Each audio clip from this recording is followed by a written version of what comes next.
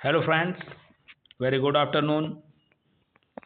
आइए आज हम लोग डिस्कस करते हैं ट्रांसफॉर्मेशन ऑफ द सेंटेंस पर।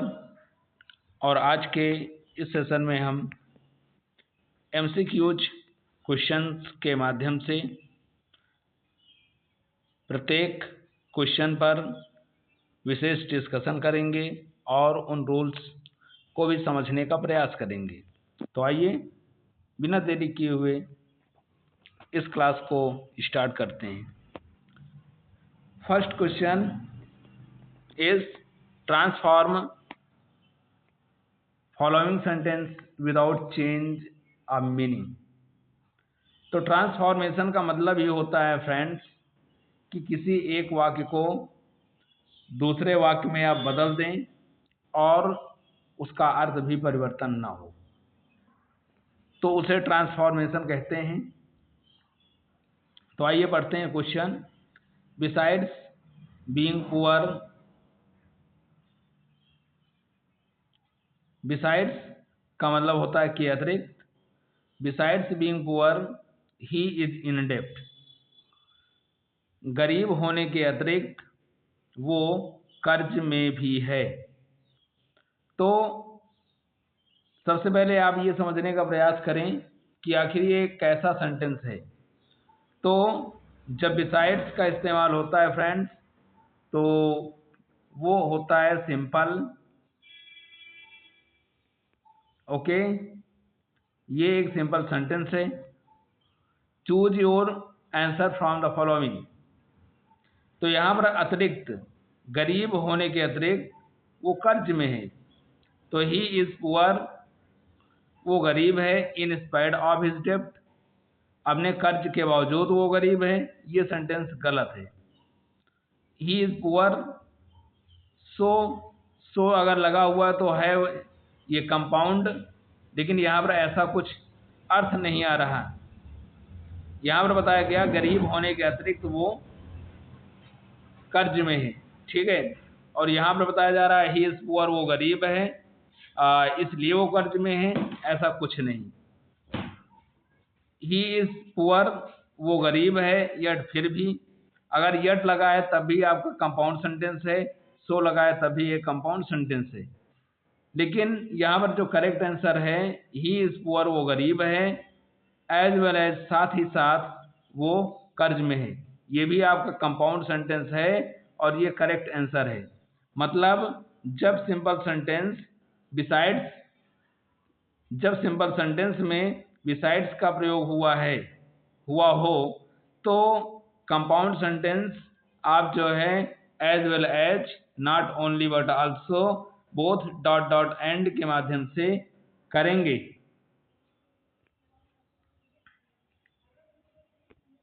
आइए देखते हैं next question.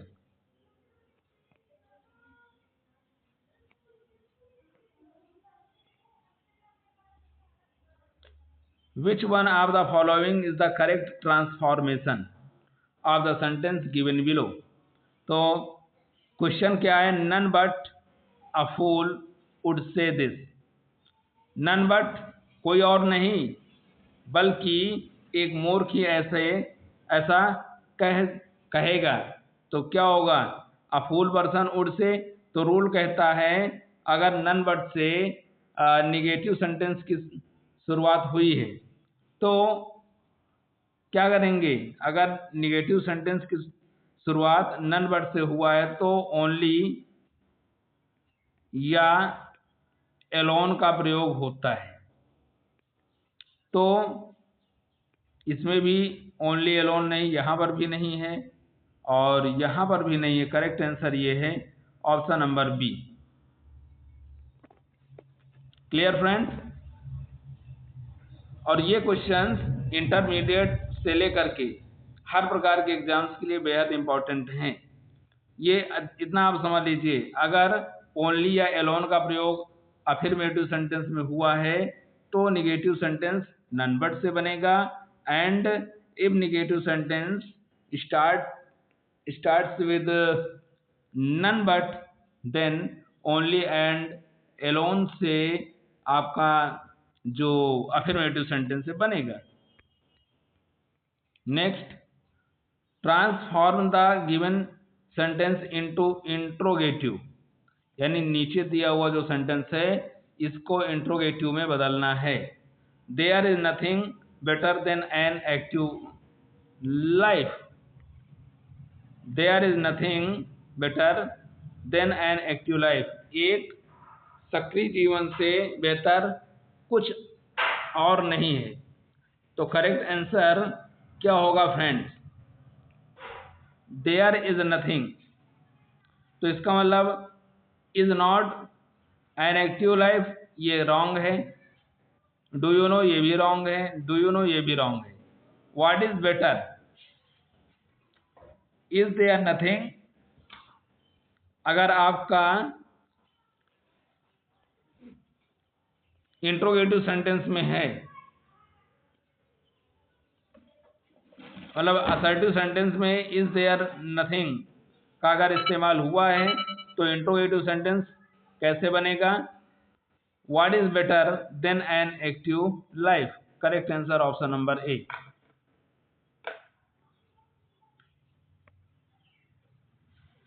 Change the following into simple. The moment which is lost, मतलब जो क्षण खो गया होता है, इज लॉस्ट फॉर एवर, वो हमेशा हमेशा के लिए खो जाता है। इसको किस में बदलना है? सिंपल में बदलना है।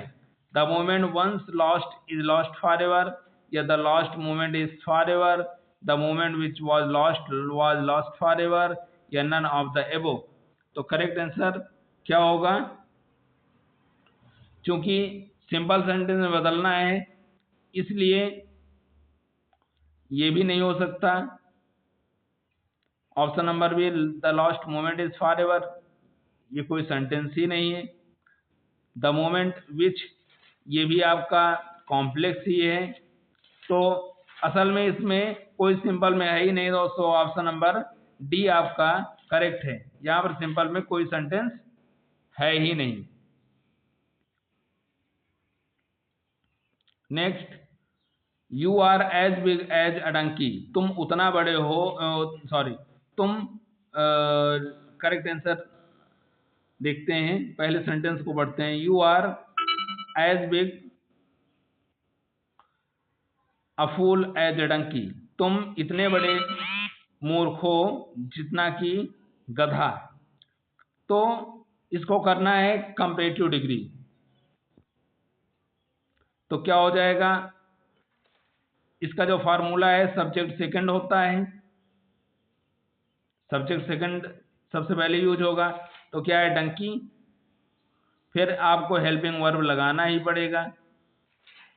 अ डंकी इज नॉट, अब एज डॉट एज नहीं लगेगा तो ये भी आपका रॉन्ग है।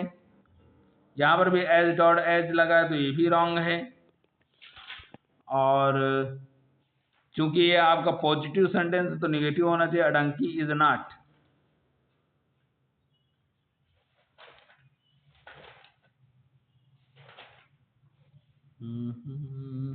तो करेक्ट आंसर इसमें क्या हो सकता है? Correct answer option number D ही सही है। मोर फुलिश, बात फूल की हो रही है तो यहाँ पर ये भी नहीं, चूंकि बिग एडजेक्टिव है तो इसका कॉम्परेटिव डिग्री बिगर होगा, तो इसलिए correct answer option number D होगा। Change the following into simple sentence. The institution is as bad as it could be. As bad as it could be, तो करेक्ट आंसर इसमें क्या हो सकता है? पहला, the institute is truly bad, मतलब इसका अर्थ पहले समझ लीजिए। ये जो संस्था है ना, इतना बुरा है, इतना बुरा है, मतलब इतना बुरा है जितना ये हो सकता है। मतलब इसका मतलब हम ये कह सकते हैं कि जो संस्था है अत्यंत बुरा है। तो करेक्ट आंसर क्या हो सकता है? पहला, the institute is truly bad, या institute is so bad that we can not live. बात सिंपल की हो रही है तो ये तो आपका कॉम्प्लेक्स में है the institute is too bad to say anything, ये भी नहीं। The institute is not only, ये आपका कंपाउंड में पहुंच गया। तो बात हो रही सिंपल की, तो correct answer option number A, संस्था अत्यंत यानी पूरी तरह से बेकार है। Next point the complex sentence. अब इसमें क्या बताना है आपको फ्रेंड्स, कॉम्प्लेक्स सेंटेंस। तो दे आर वेरी वाइज, ये तो सिंपल है, क्योंकि सिंपल में क्या होता है, एक हेल्पिंग वर्ब और एक मेन वर्ब, एक subject. You know me well, यहाँ पर भी एक सब्जेक्ट एक वर्ब, तो ये भी सिंपल है। शी डज नॉट सिंग, एक सब्जेक्ट एक वर्ब, ये भी सिंपल है। तो करेक्ट क्या हो सकता है, करेक्ट ऑप्शन नंबर डी। आइए नेक्स्ट स्लाइड पे चलते हैं।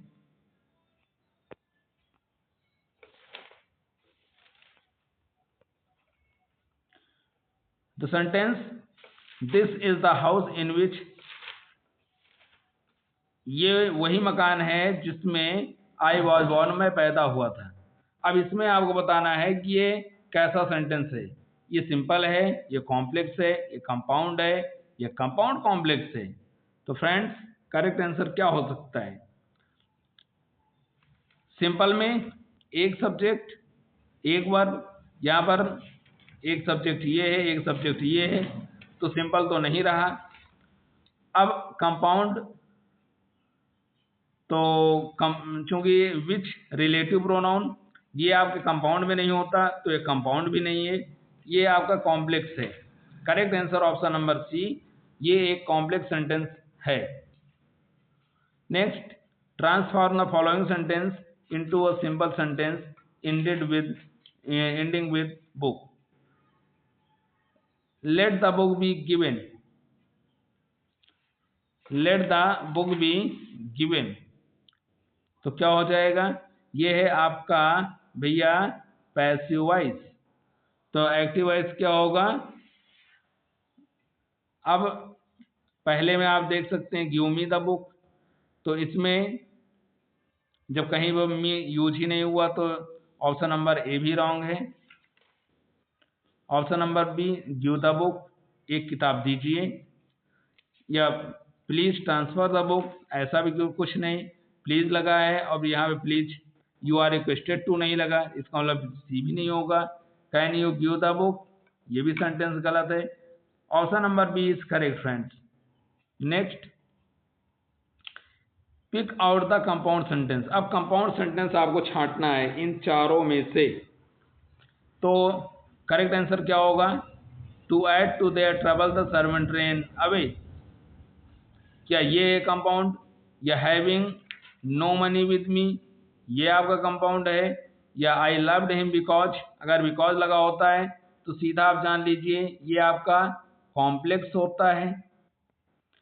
द सर्वेंट रेन अवे, नौकर भाग गया, and added to their troubles, तो जहां तक मेरा मानना है ऑप्शन नंबर यहाँ पर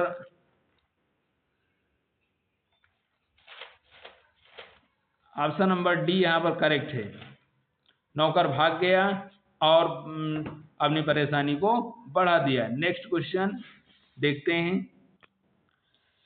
transform the following sentence by using too, यानी अब यहाँ पर क्या करना है, क्वेश्चन को ध्यान से पढ़ें सबसे पहले।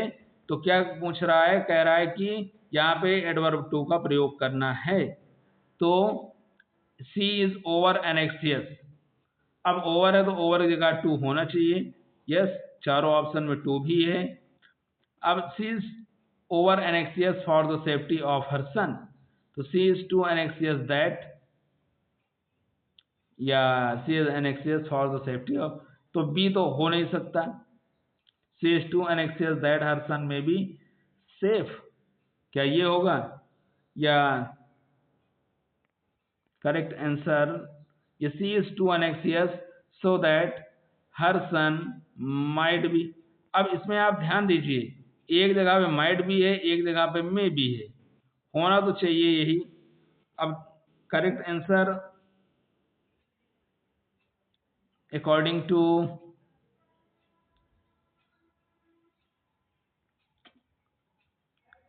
या पहले में क्या है, she is too anxious that she want the safety of her son.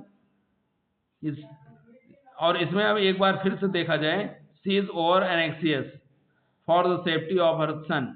इसमें एक चीज आप देख रहे हैं कि आगे एडजेक्टिव बाद इन्फिनिटिव टू प्लस वर्ब की फर्स्ट फॉर्म कहीं पर नहीं दिया हुआ है। इसका मतलब कि इसमें आगे का क्लॉज बनेगा ही नहीं।